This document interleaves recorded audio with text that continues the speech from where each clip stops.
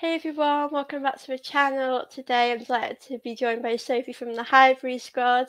Thank you so much, Sophie, for coming on the channel today. How are you At doing? ease. You're doing good. At ease, everyone. At ease. Thanks for having me, Soph. I'm really happy to be here and love seeing you, get stuck in and talking football and building your own channel as well. Very proud of you. Oh, thank you so much, Soph. I do have to say though, like you have inspired me so much. Like since I kind of came on YouTube about over a year ago, I've just felt like as a woman myself, seeing other women kind of get out there and talk about football, it's really inspired me, and you have really inspired me, Soph. So I just want to thank you so much for everything you do on the Highbury Squad.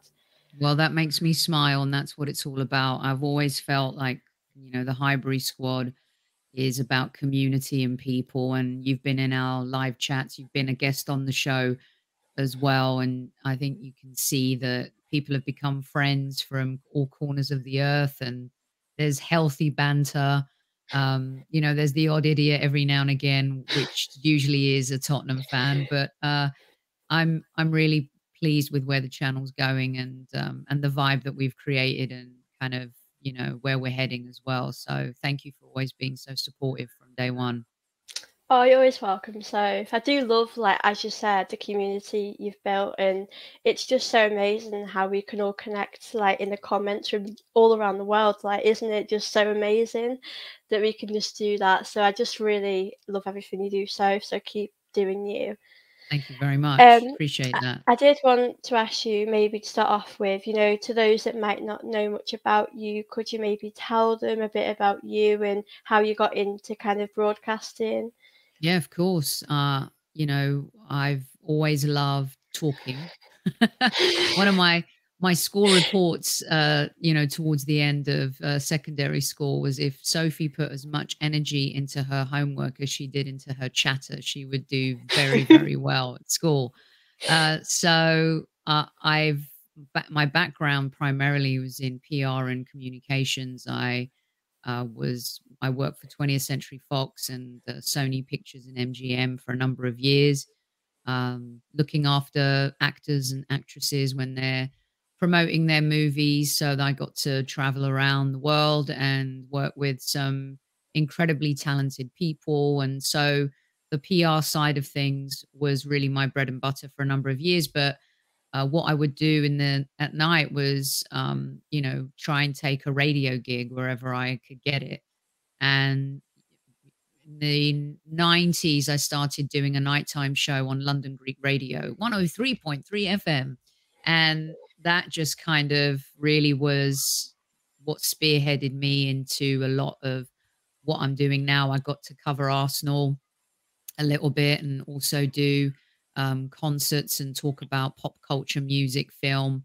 And at that point, they were trying to attract second and third generation Greeks to keep them in tune with their roots. So by day, I was, looking after Adam Sandler or Catherine Zeta Jones or, Haley Steinfeld or Sophie Turner, later on in my career. And by night, I'm plugging away to try and keep this rolling and just keep building out my broadcasting side of things. And through that, got to work started doing a live show in Los Angeles when I moved to the United States. And from that, that's kind of how my TalkSport contributor side started. And it just went on from there. And now I'm doing stuff for Sky Sports News, part of a group that does paper talk and did early morning kickoff last year, was part of the transfer deadline day team in September. And I've just, knuckled down, worked hard, did the day job, and now, this is kind of what I do every single day. So if you can turn your passion into your profession, I think it makes you a very happy person.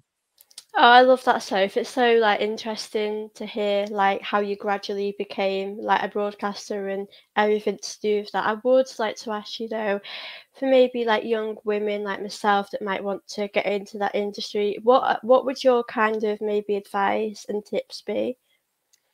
I always love this question because I myself was there, and I would say, and I've talked to, and had people like Rebecca Lowe give me advice, and Natalie Sawyer and Alison Bender, and some really great men as well, who've helped along the way and supported me along the way. And I think that, especially for my generation, women really couldn't get to Mm. certain points in broadcasting without the support and the help of men.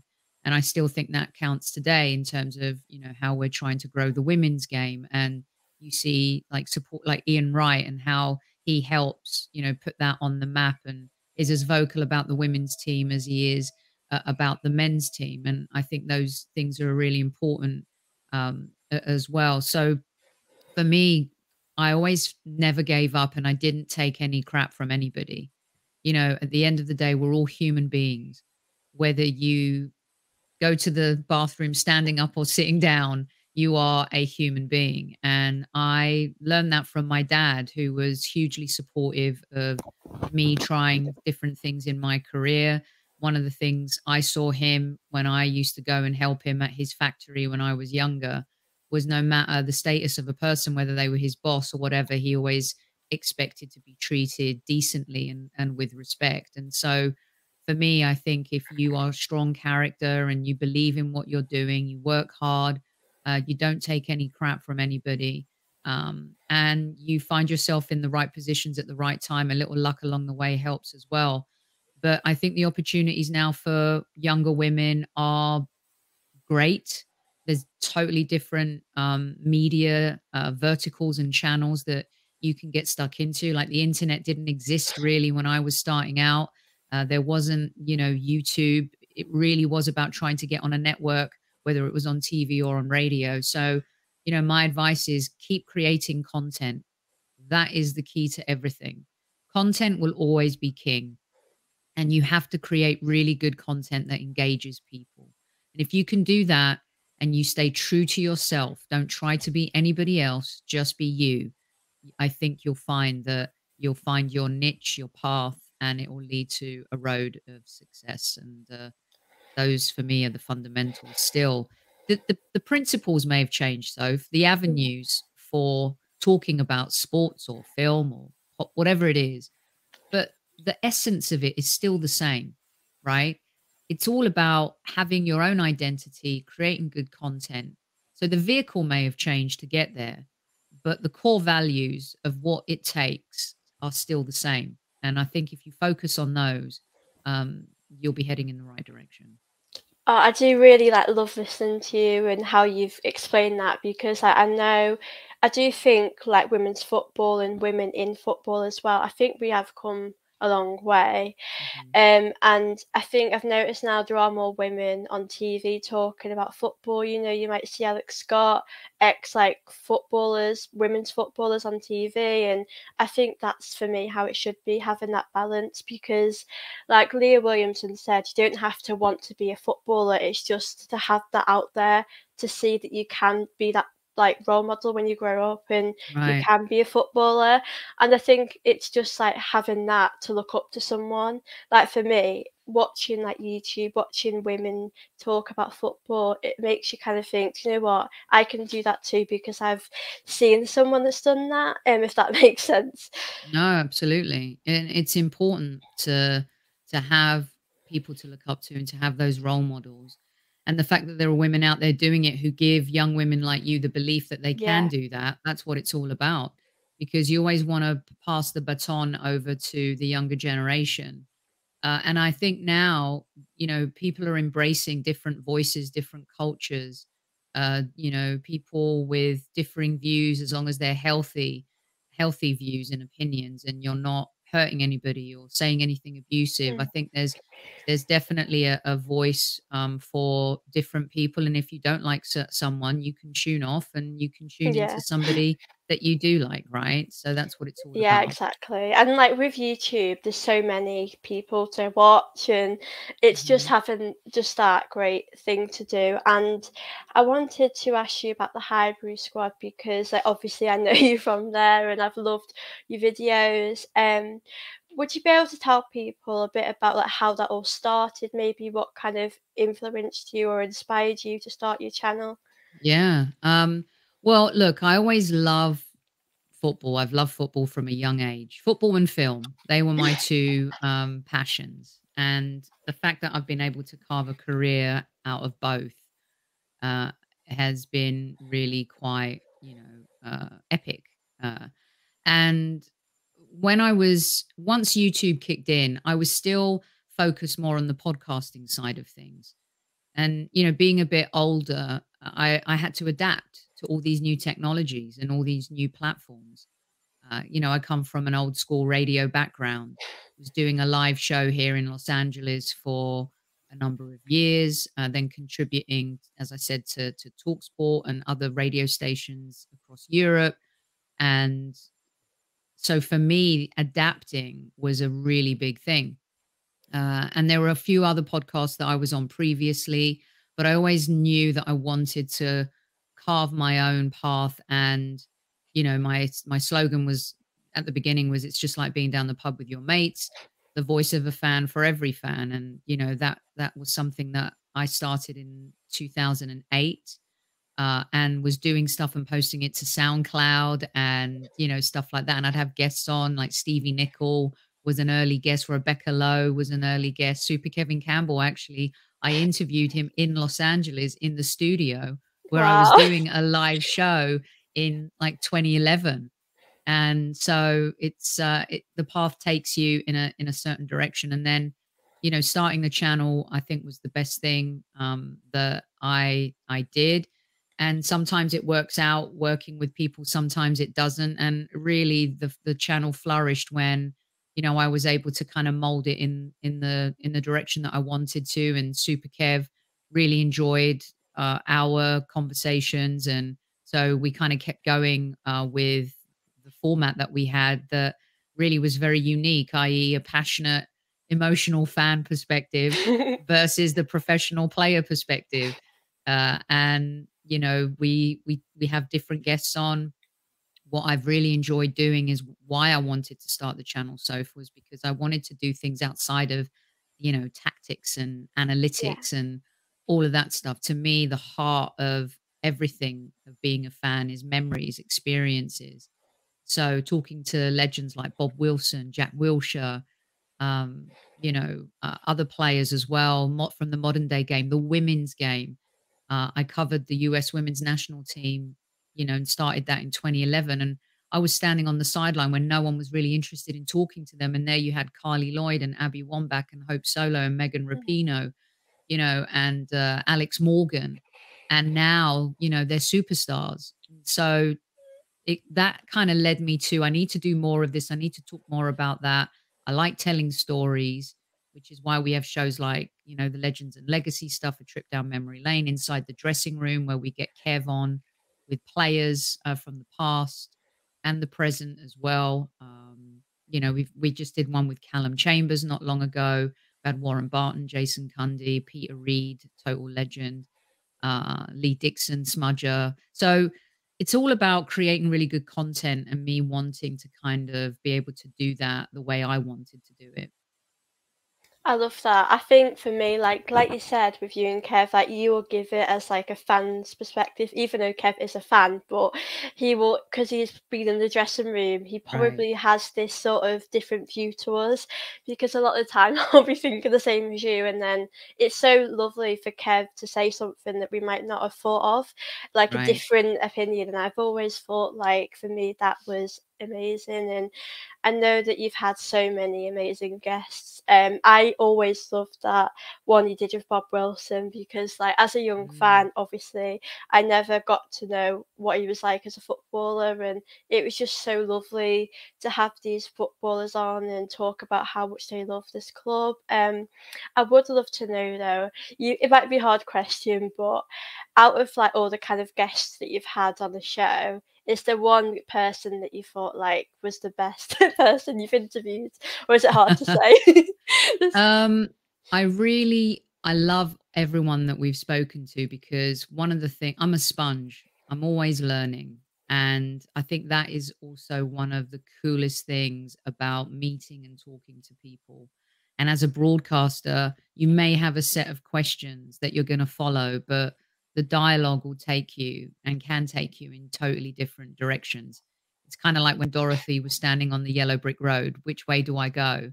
And generally, you're veered by your guests in terms of how that conversation evolves.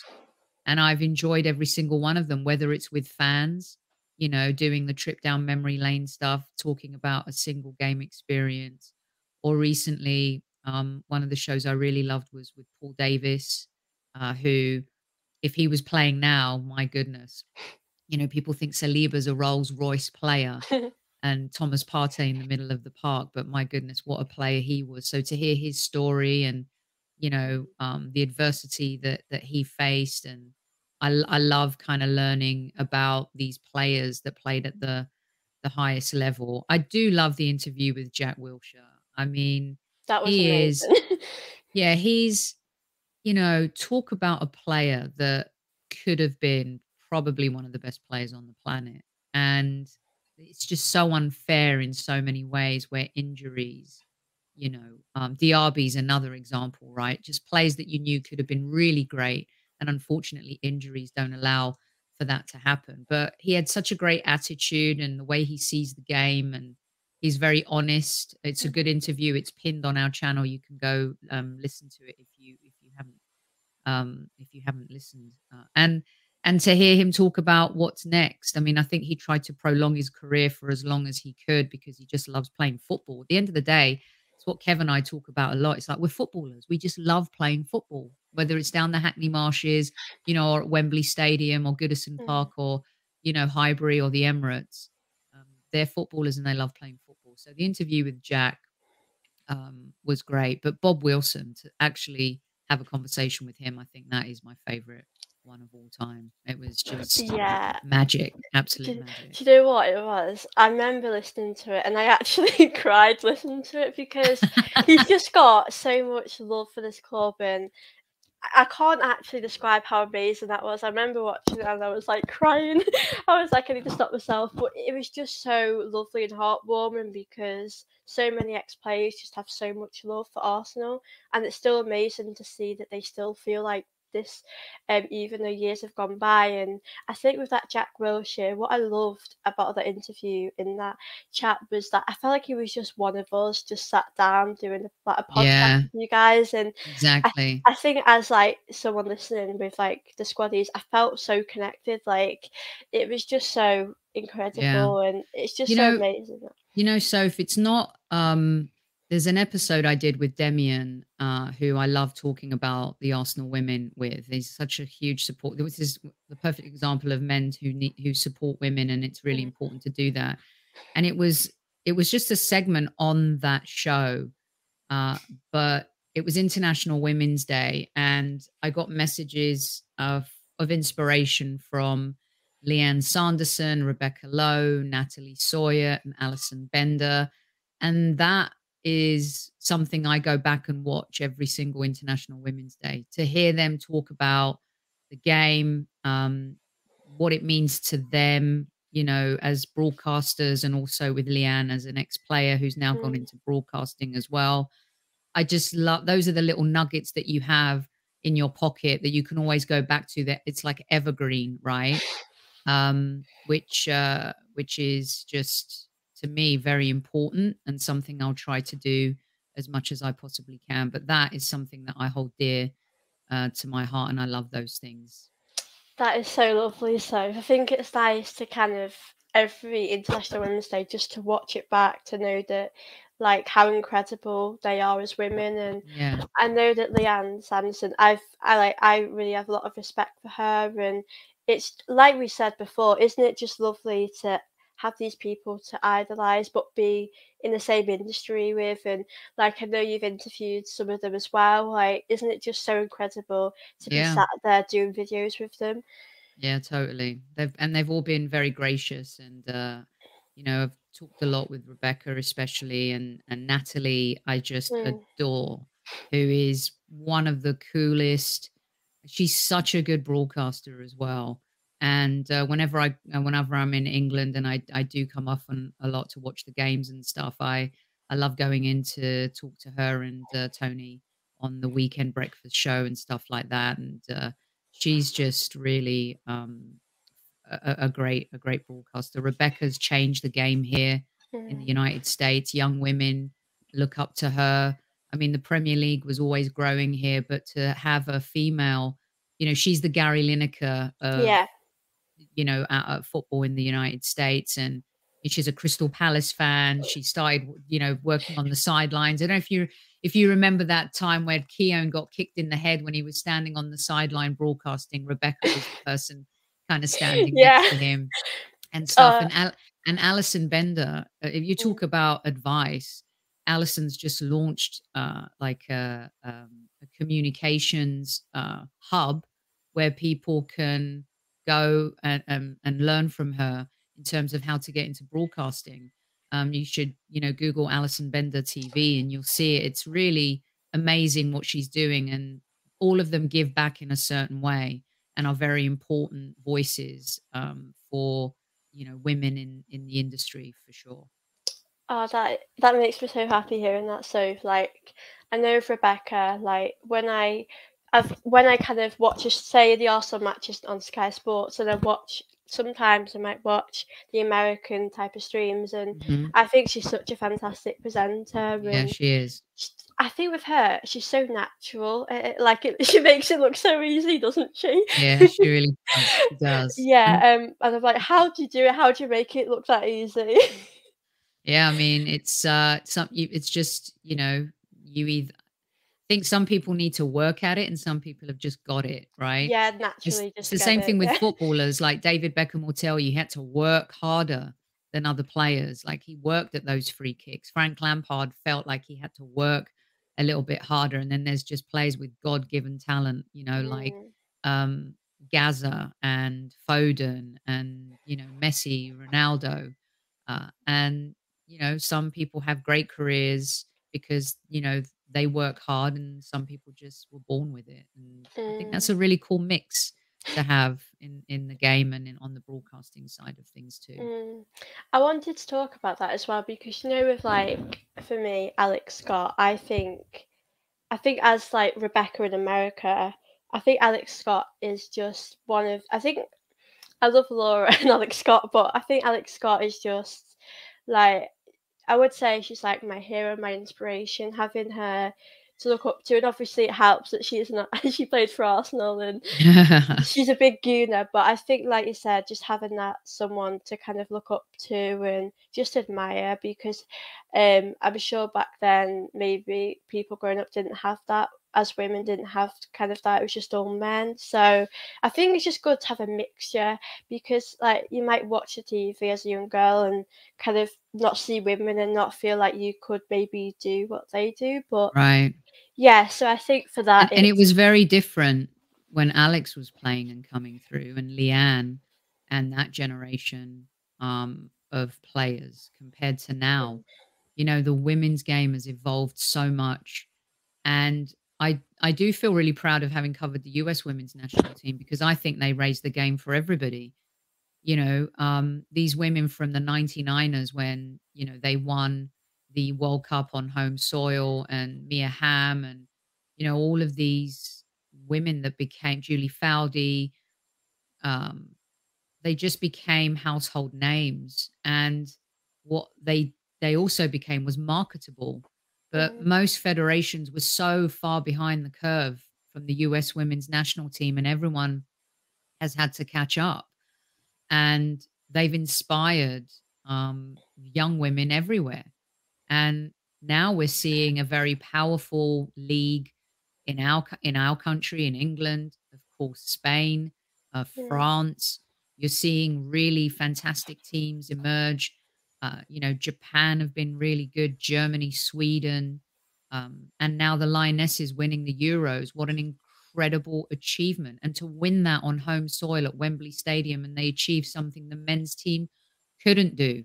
mm, And to see how far that has come is incredible. And it wasn't so easy for the Alex Scotts and the Leannes of the world, and the players who came before them. And now, you know, Beth Mead is like, rock star, winning awards. Leah Williamson. yeah, We've got We've got rock star players who play for Lyon, Barcelona, and it's really an incredible thing to see. And I think there's a purity still to the women's game that people really enjoy.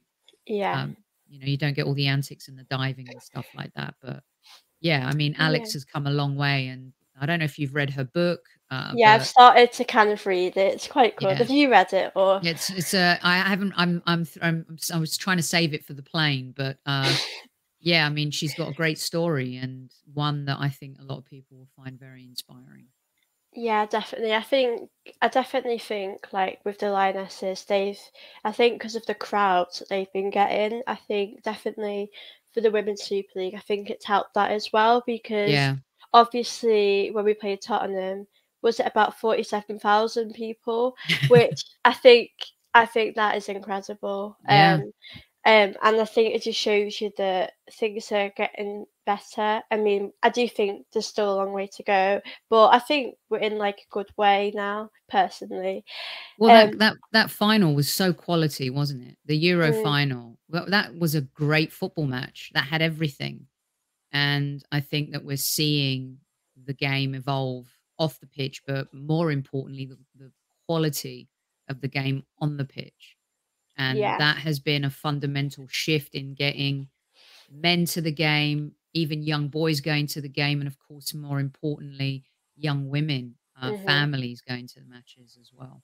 Yeah, it's great that it's like a variety that sometimes Mhm. families might go, because like it's hard to say like everyone likes women's football, some people don't, which is absolutely it's up to them what they like, but I Right. think people might have a preconception of what before they go, what they might think it's like, and then when they've watched it, they're probably like, "Do you know what? That is really good." So I think it's good to kind of inspire different people, and I'm just so happy with how it's all going and growing. I think we are Exactly. definitely going in the right direction for sure. For sure. And every Gooner at some point should see Miedemar play before she leaves the club. Hopefully, she will never leave the club, but, She is the we've goat.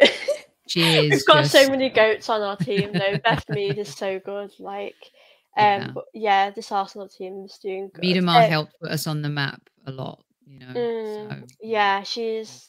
Yeah, she's just incredible, and I feel quite lucky to have such an amazing players with us at Yeah. Arsenal. I wanted to kind of ask you though about Arsenal and growing Mhm. up, a bit about how you became an Arsenal fan and maybe your favourite players were growing up. Yeah. Well, I've told this story on Highbury Squad, and a lot of people just think, "How has that happened?" So my dad's a Manchester United fan, hmm and a lot of the times you follow in the footsteps of a parent and support the club that they do. My sister, my oldest sister, is a Manchester United fan, and my brother, the middle child, is a Tottenham fan. That and so, That's as you can crazy. yeah, it's combustible in our household. The abusive, WhatsApps I think we send each other, are always quite funny. But growing up, I've I really liked watching Liverpool play because they were the team, right? When I was growing up, Liverpool had some of the best players. Kenny Dalglish was such a fun player to watch, and I was really obsessed with anyone who played in the number 7 role. And, my cousins, grabbed me and said, "Hold on a second. We're Londoners. There's no way we're gonna let you become, a Liverpool supporter." But at that age, a lot of young people just loved watching Liverpool play. And it just went from there, really. My cousins got involved, and my dad, the reason they got my dad never used to want to take me to Highbury. I mean, Mm, and I think he became a United fan because of George Best. So a lot like people were following, when you're young, you like watching teams who win, right? And George Best, I think, was definitely a player that there's a reason why there are a lot of Manchester United fans who do not live in Manchester. And George Best and the Busby Babes had a lot to do with that generation. And I think that 70s Liverpool team, early 80s, had a lot to do with other younger fans. But yeah, my first memory was the 79 FA Cup final, um, Arsenal Manchester United, which, Alan Sunderland, amazing. The yellow shirt, the blue shorts. Uh, I used to be obsessed with, like, because you could stand back then and the crowds just kind of like, it was a euphoria and a different vibe and a different feeling. But that cup final was everything, and winning in the last kind of minute, after leading the game and looking like we were going to sail to that, and then it was just one of the best cup finals ever. If you're young and you haven't seen the highlights, you should go and check out that cup final. And it just kind of went on from there. Really, that was the Ah, nucleus. I love that. It's so lovely to hear that from you. I wanted to ask you about Highbury actually because I like it's just somewhere I'd have just loved to have gone, and obviously as a young fan, I've never really, unfortunately, experienced it. Could you tell me a bit about kind of what it meant to you growing up, and yeah, Mm. how you feel about Highbury? I loved going to that stadium, and you know, it was so intimate. The nearest comparison I think is Goodison Park right now. You know, the distance between the touchline and the fans, um, the noise. And there were times where it wasn't noisy at all, trust me, because we went through some bad Bad patches, patches. you know, pre George Graham. And yeah, it wasn't so great, but it was a stadium that just is filled with so many memories. And I used to love being in the North Bank. And I know they sing it still now, but like back then, when it was like, "We're the North Bank, we're the North Bank, we're the North Bank Highbury, we're the clock end," and then just seeing the clock end from that view was such a great vista. And the carpet was the carpet bit before the carpet. You know what I mean?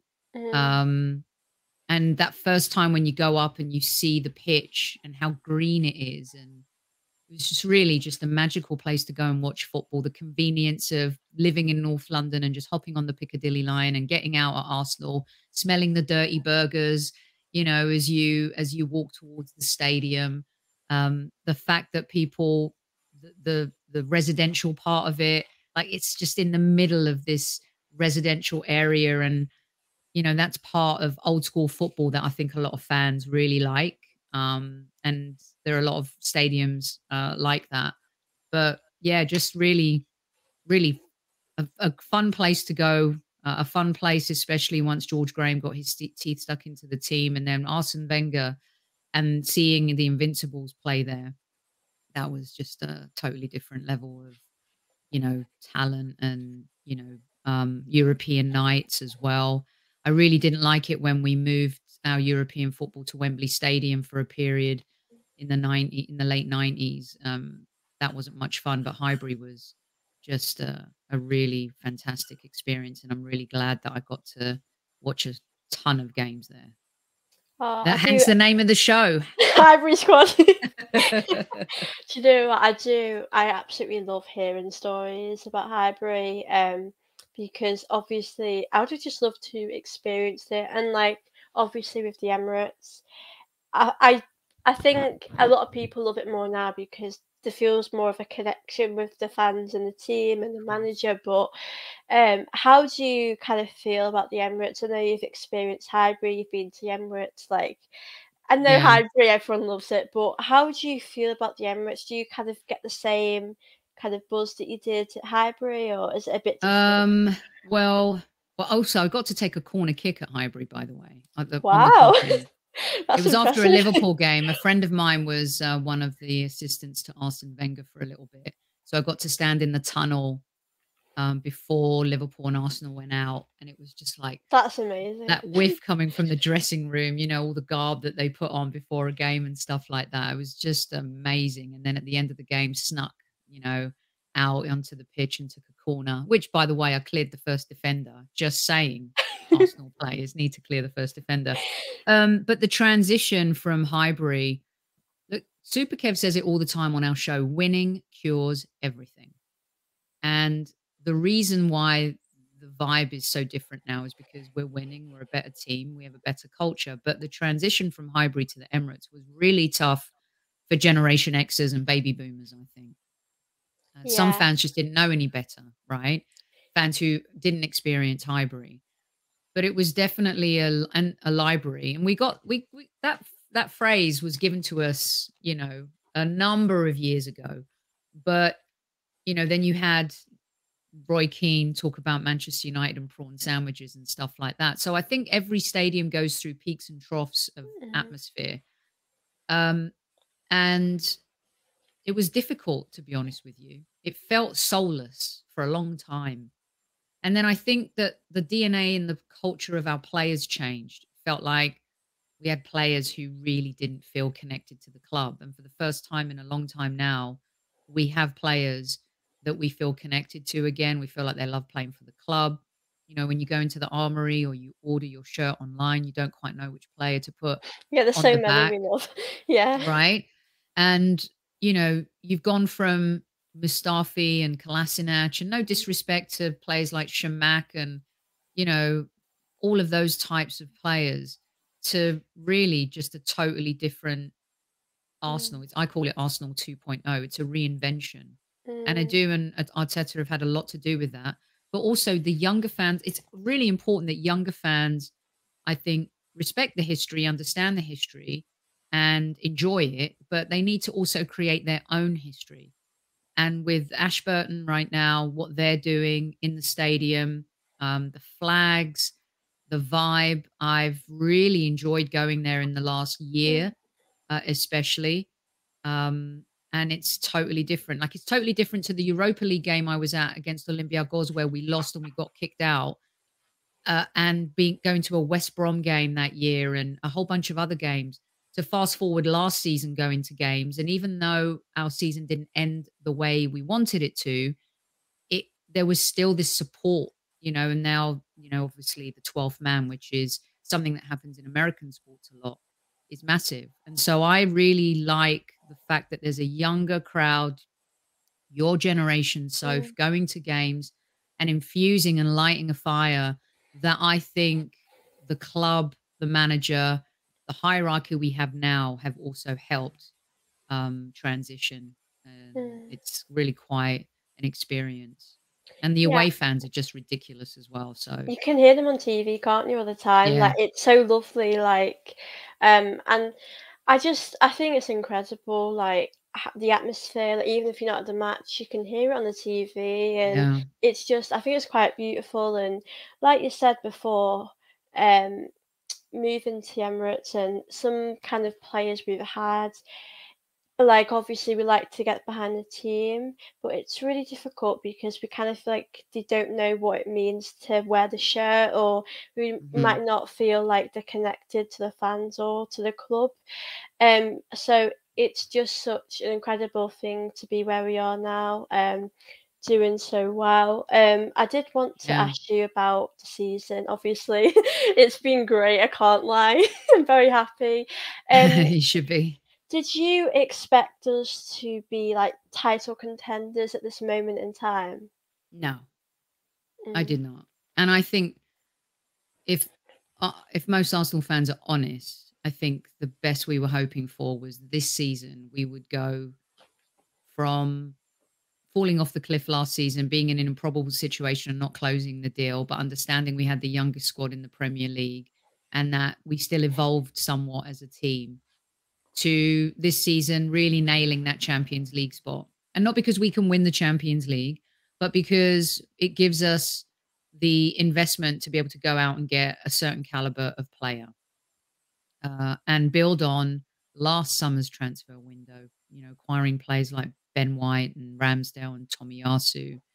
And then, being able to attract Jesus and Zinchenko, to, I think, world class players who have added world class mentally strong players who've played at the highest level for the best manager in football's modern era, mhm, and what that means to the dressing room and how that's translated and how infectious Jesus and the way he plays is.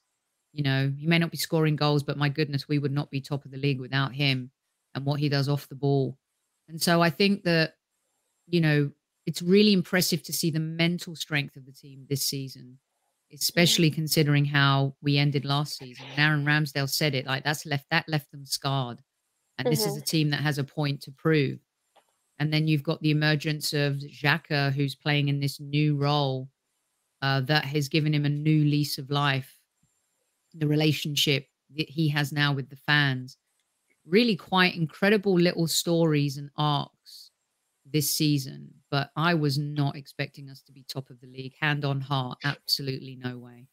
Yeah, I'm the same. Like, I think going into the season, I think getting top four, we had to do that because Mm, obviously since Wenger's left, we kind of wanted to aim higher than fourth, and we've not really managed to do that.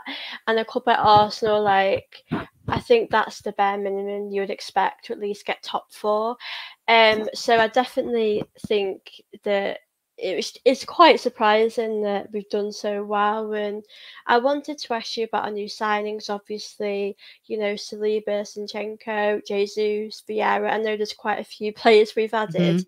mhm. Um, what have you kind of made of them, and has there been like a standout signing for you that we've brought in? Yeah. Saliba, who was on loan for a couple of seasons, has come back like a new signing. It Mm, feels like he has, you know, matured on different levels and come back. Talk about signings, Soph. We need to mm. make sure we nail him down, Martinelli and Saka to new contracts. Let's just get that out of the way, Yeah, right? that's the first thing. That's the first thing. But I think the core, and it goes back to the previous transfer windows, and it started, with Thomas Partey probably, who we didn't really see the best of at the beginning, Mhm, transitioning from La Liga, slower pace, tougher on the muscles in the Premier League. But I think since last season and this, we're seeing how important and integral he has become to the team. So now I feel like we have a backbone, a spine, that starts with Saliba at the back, Gabriel, Ben White. But if we're just going in a straight line, mhm, it's like Saliba, Partey, Jesus. mhm, Those three players are fundamental to how we function as a team. And those three players need to stay fit for, the entire season. They are exceptionally important to everything that we do. And we've seen how we cannot be as competitive in midfield without Thomas Partey, right? mm, And the drop off in talent is quite stark when you go from Jesus to Eddie. No disrespect to these mhm, players, but we need to bolster our squad. I was going back and forth with a lot of people about the League Cup on Twitter last night. And mm, I think it's a shame that we're out the cup. I think it's a shame that we didn't play a bit of a stronger side. We're heading into the World Cup. We only have one game left. I would have played a little bit of a stronger side and given us another opportunity to win silverware, because sports is about winning and we need to build a culture of winning with this particular side. There are very few players left in this team from the team that won the FA Cup with Mikel Arteta when he first came to the club. mhm, So I think those kinds of moments are very, very important. Now, for some fans, they care less about it, that Arsenal need to be aiming high. Well, now we're top of the league. Everyone says, like, we need to be aiming high. We just need to be aiming to build a winning culture. And I mhm, think it's important for players to taste that. And it's important that we keep building transfer window after transfer window and getting the team stronger and stronger. mhm, Tommy Yasu, Benjamin White, Gabriel Gab Six, Saliba, Zinchenko, Ramsdale, Thomas Partey, Jesus. Then you've got the gems that have been there like Saka, Martinelli, the reemergence of Xhaka. mhm, And I think that, Lokonga, I like him, but he's had many opportunities to prove mhm, himself, and I've always defended him. But I think he needs to crank it up a notch. Vieira's come from a league that isn't as competitive. It's going to take him a while to settle in and have an impact. And people need to put some respect on Martin Odegaard's name, because mm, I think he's integral to how those front three tick and what happens behind him as well. So we've got really good players, a great starting 11, but we definitely need to invest. If we fail to build on the squad in January and we make the same mistake we did last January, that's on the club. But yeah. I don't think that we can't. We have to capitalize on the moment that we're in now. Yeah, definitely. I kind of agree with that. I think, like, I look at Man City, I look at us, and obviously I'm so happy with how we've started, but Like they, if you look at their bench and if you look at ours, like they have got a lot of world class players on the bench, and they're very good in that way. And I know with us that we definitely need to add a few players in January. Like I think like if Thomas Partey or Xhaka wasn't playing, I would feel a It's a little bit problem. worried that the other players might not be able to step up in the way like Xhaka plays. So I do feel a bit kind of worried in that sense. So we do. I think if we are serious about, it's really hard to sit here and talk about winning the league because I don't want to get carried away. And it's hard to kind of do that. But at this moment in time, we do have to class ourselves as title contenders, and I think we Of are course. doing really well. Do you know with like the season, what would you be happy with? Like with, I know there's like the FA Cup, there's the Europa League, obviously the league, and what would you be happy with? Like, I know as a team we want to win everything, but like, what Right. do you think we would achieve like at the end of the season? Well, firstly, let's hope that the players who are going to the World Cup come back healthy. Mhm, That is going to be key. Now, how many of our players will go deep into the World Cup? We shall see. So that's first and foremost, because we've got some really important players going. Now, Jesus may not start every game for Brazil, and mhm, uh, and Martinelli too. Saka will start for England. Xhaka will be starting for Switzerland. Saliba with the injury to Varane. If Varane isn't, he's in the squad, but there's a possibility that he could start. Ramsdale will be the backup to Pickford. mhm, Um, so let's hope they all come back healthy. Tomiyasu, of course, who has been injury prone since coming. Um, so it's hard because you've got this World Cup sandwiched in the middle. I would love to win the Europa League. The reason why I wanted to win the League Cup is we haven't won it since Kevin was playing for Arsenal. That was the mm, 92-93 season. And we haven't won a European trophy since the George Graham days. It's so mm, hard to do that. We went to a Champions League final, haven't been back since. It just shows you how difficult it is to do that, especially if you don't invest in your squad. I would mhm, love to win the Europa League. Really would love to win that. And of course, now we're in this position. Do I think we can win the Premier League? Yes, but will we? I just think Manchester City have got too much. mhm, And there's, I think that's going to be a little bit tough. So I would love to win the Europa League, of course, the FA Cup with specialists in, but any yeah, trophy. I'm all mhm, I'm all about trophies. I said to Jordan Jarrett Bryan, I would rather finish like fifth or sixth and win the Europa League mm, if that was the caliber of if that's team that we something. had and that's where we were at. You know what I mean? Because Mhm. it's still another route back into the Champions League. Wouldn't Yeah, we're you still rather getting win there. Yeah. wouldn't you rather win that than finish fourth and be, you know Mm. what I mean? Like fourth isn't a trophy. Never Yeah, has you been. don't win anything, like, say you come, as much as it would be much better if you came, like, second or like, second, the thing is you don't It'd actually be win anything. amazing to finish Yeah, runners up in the Premier League. That would that be an would, incredible achievement. I think I'd be so impressed because last season, we came 5th, and that would be a proper step in the right direction, Yes. and for me, I really want to win the Europa League because obviously I think in the last two times recently, like with Unai Emery, with Villarreal, I think we've had quite negative times there, and I want this to be like a good thing and to win it and never be back in there for a while. So So, let me tell you something. For your generation especially, mhm, I would love to see you and your generation see the Arsenal win the Premier League, right? Because I feel so desperate for this I win. think I said this on our show, and I said to Kev, call me crazy, but if Mikel Arteta pulls it off this season with this team in Mhm, a time where money is the be all and end all of football, and you've got the juggernaut that is Manchester City, the amount of money that Liverpool have spent, Chelsea have spent, Manchester United have spent. If he pulls this off, I think it's as big, especially for your generation, as mhm. 89 and the Invincible season.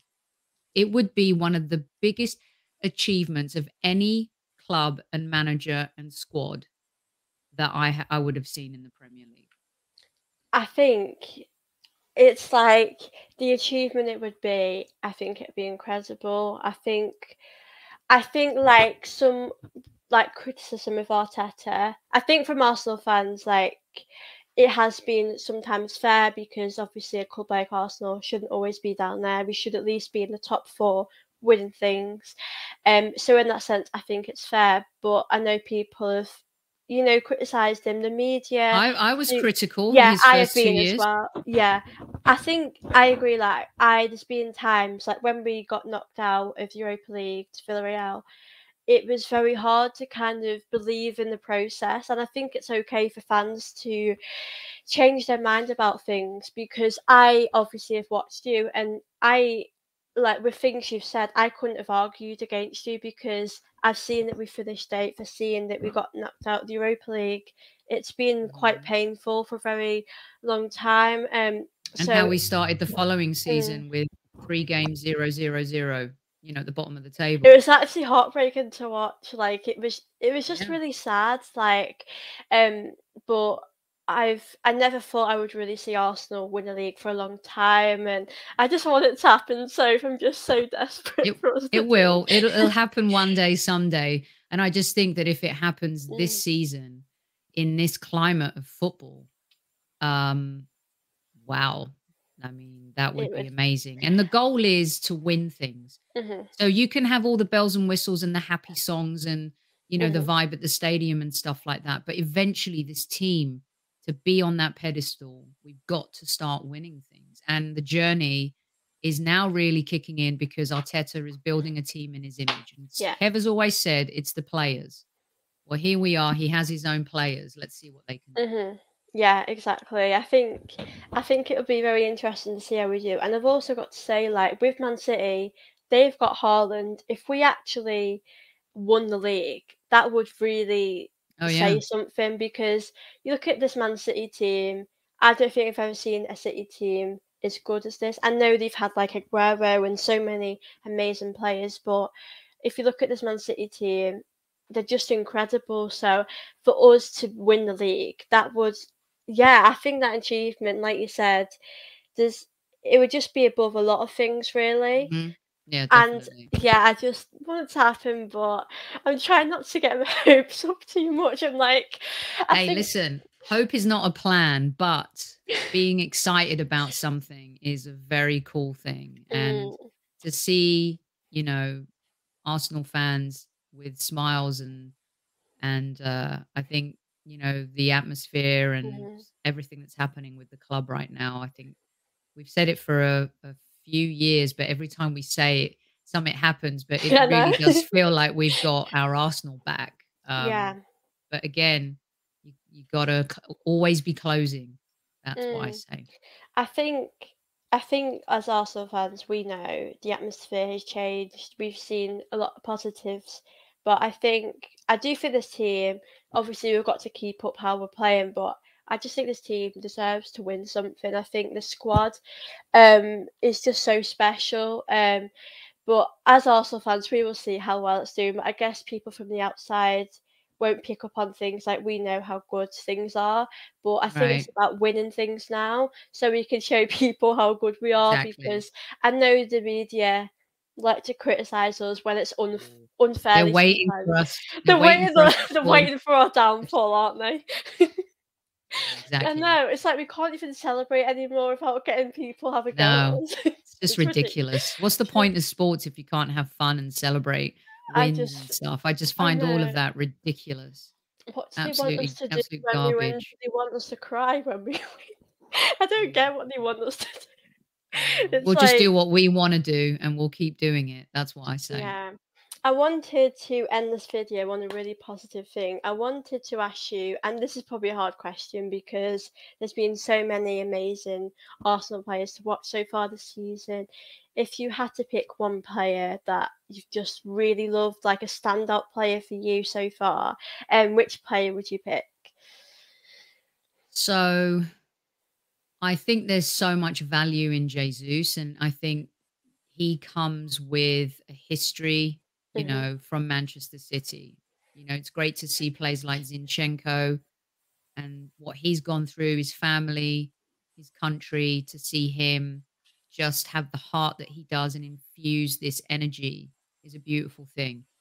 I believe that everyone felt Saliba could be world class, and so he was coming into the club with a reputation. Mhm, I think Xhaka has proven how he plays with Switzerland, and now to see it at Arsenal is amazing. mhm. But for me, the standout player, considering how some Arsenal fans ridiculed him, said that he's a waste of money, Benjamin White is for me so far the player of the season, because not everyone was expecting that level. And so I look at it and answer your question from that perspective. He has surprised everyone. He's been asked to play in a different position, even though he's versatile and he can play centre back, he can play Mm. in the midfield, and he can play at right back. His quality and how he's grown game after game after game is really quite impressive. And he's made it into the England squad now too. He's I said on Lee Judge's show about a year ago, over a year ago, that he will have a better career than Harry Maguire, and people literally pelted me for it. And here we are, right? Sostradamus, yay! Um, but Benjamin White for me has been just I think really he's so lovely to underrated. watch. Mm. Yeah, Yeah, I've loved he watching him. I think a lot of people thought when Saliba would come in that he would like Ben White would be out of the team, but I Mhm. just think they worked really well. Like Gabriel, Saliba, Ben White, they just work so well defensively. Um, I think people are starting to give Ben White the recognition he deserves. Like I know on Twitter I go on and people are starting to praise him, but I think like he did come with a lot of stick. I know that he cost 50 million, but like I think people are starting to realise now that you know what he is good enough to play for Arsenal, and it has been hard for him having to kind of deal with all of that kind of backlash. But I guess when you come to a team like Arsenal, people will be a bit hard on you sometimes, I Right, suppose. Do you know what though? I think for me, like you said, it's been hard to pick a player that's really. There's so many that I could choose from, but I think for me, Granit Xhaka, like I'm quite. I don't know how to describe it, but I'm just quite amazed with how amazing he's done, and it's just great to see that the fans are connected to him again after, you know, everything. And I think that comeback is probably one of the best I've. It's hard to say the best ever, but like in no, it's for a a great while. story, Mm. not only for Arsenal but in the Premier League so far this season. So But yeah, I'm now, really now happy. we got to Yeah. close on that. Yeah. Yeah, he's got to keep it up. But it's great to see. I love that he's very loved now by the Arsenal Mhm. fans, and it's going in a positive way. And it was sad if it ended how it ended, and we got rid of him. So I am glad it's going in a good way. But yeah. So if I've really loved you coming on my channel today, do you know what? It's flown by. I can't lie. It's gone so quick, and I've loved talking to you, and it's been an absolute honour having you on today. So. Anytime. Thank you for having me. Keep smashing it. And thanks to everyone who's listened, and keep supporting Soph as well. So thank you so Thank much. you. Thank you. Speak to you soon.